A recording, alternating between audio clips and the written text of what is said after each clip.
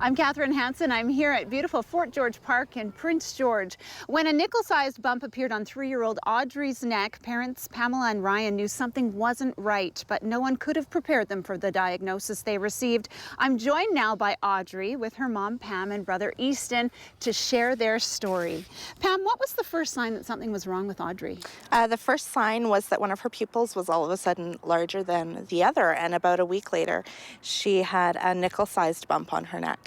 And it took about 6 weeks before we ended up at Children's with the diagnosis, and by that time it had grown to the size of a tennis ball. Tell us about her diagnosis and what it meant. So Audrey was diagnosed with cancer called embryonal rhabdomyosarcoma, and the protocol for that cancer was 42 weeks of chemo and 6 weeks of radiation, and that radiation was actually so specialized that we had to leave the country for it. And May 27th was a very special day last year for Audrey as she finished her treatment. Tell us how that felt and how she's doing today. May 27th, yes, last chemo. That was probably one of the most exciting days, and it was a really scary day. You're in a hospital, you're surrounded by people who know how to save your child, and to know that that plan was coming to an end and that you were going to go home and not be surrounded by these people anymore.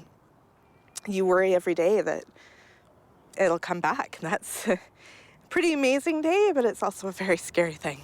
Now, Audrey has a very special necklace on today. Tell us a little bit about her necklace. So this necklace is Audrey's beads of courage, and each bead on this necklace represents one of the tricky things that she had to go through in her treatment.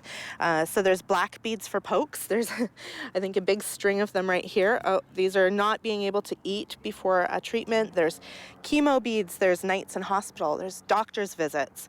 And she has over 400 beads. What message would you have to anyone thinking about donating to BCCH? Children's Hospital is a lifeline.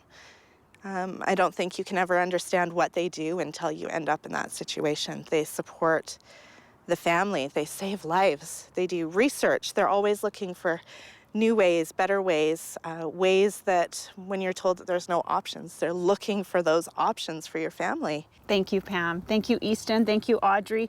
From Fort George Park in Prince George, I'm Catherine Hansen.